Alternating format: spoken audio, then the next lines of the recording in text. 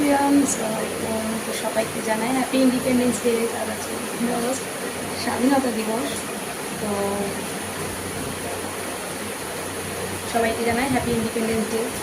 আর আজকের আমাদের এখানে কী কী হচ্ছে সেটা তোমাদেরকে একবার দেখাই, চলো। এটাই স্যারের মরণ ঝাঁপ।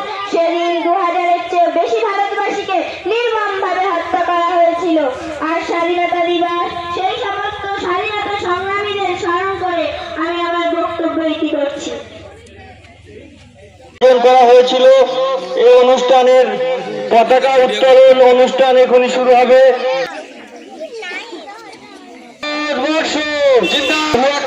ভারতবর্ষ জিন্দাবাদ, ভারতবর্ষ জিন্দাবাদ।